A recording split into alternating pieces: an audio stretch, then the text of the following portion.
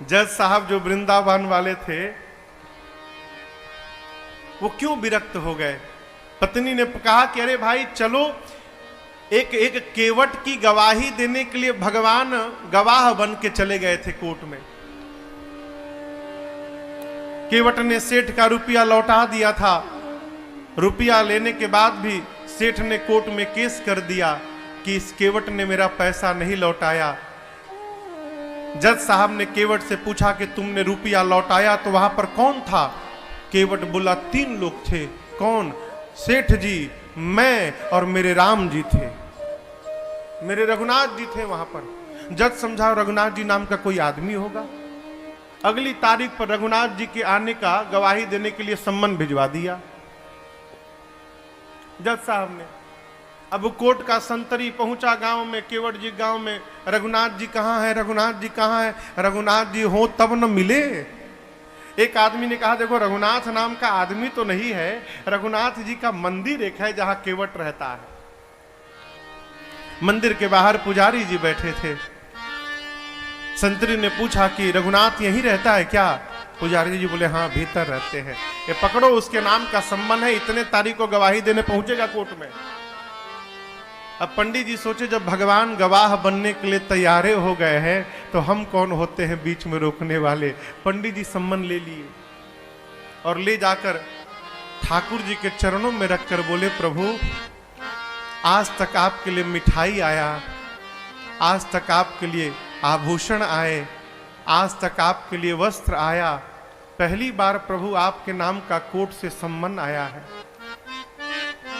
और बहुत विश्वास करके उस केवट ने जज के सामने आपका नाम लिया होगा प्रभु, उसका विश्वास टूटने मत दीजिएगा। जिस दिन तारीख थी ना उस दिन पंडित जी सबसे सुंदर कपड़ा ठाकुर जी को पहनाए।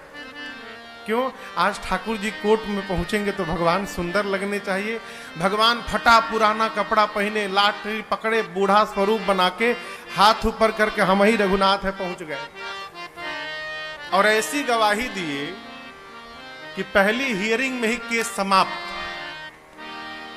सेठ को सजा हो गई, केस तो समाप्त हो गया, लेकिन जज साहब डिस्टर्ब हो गए।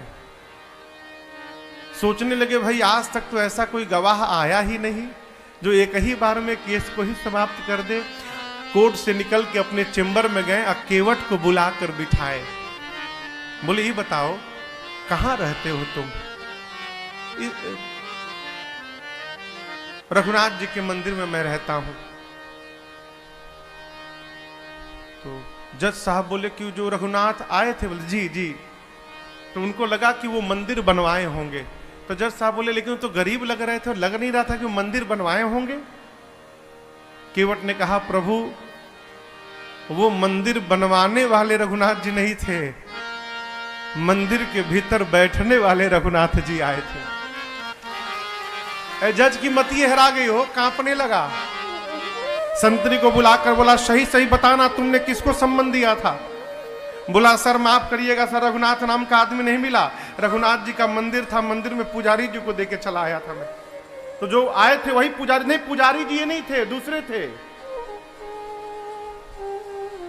जज को पूरी बात समझ में आ गई। घर गया और दरवाजा बंद करके जज साहब रोने लगे। पत्नी ने आकर पूछा क्यों रो रहे हो? पूरी बात बताए। पत्नी ने कहा इसमें रोने की कौन सी बात है? अरे मान लो धोखे में ही दर्शन हुआ, तुम तो भाग्यशाली हो, तुमको दर्शन तो मिला, नाचना चाहिए। बोले इसलिए नहीं रो रहा हूं कि राम जी चले गए, इसलिए नहीं रो रहा हूं, मैं इसलिए रो रहा हूं अरे कुर्सी पे बना जज मैं बैठा रहा, जगदीश खड़े समझाते रहे। जिनकी अदालत में पूरी दुनिया जाकर खड़ी होती है, आज उनको मैंने अपनी अदालत में खड़ा कराया। ऐसा वैराग्य चढ़ा हो जज साहब को, उसी समय रिजाइन दिए, सब घर परिवार छोड़कर चले गए वृंदावन।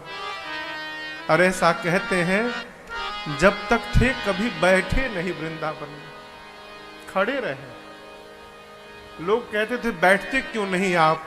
बोले मेरी यही सजा है, मैंने भगवान को अपनी अदालत में खड़ा करा के रखा था, अब मैं भगवान के धाम में जब तक जीवित रहूंगा तब तक मैं खड़ा रहूंगा, अब मैं बैठूंगा नहीं कभी।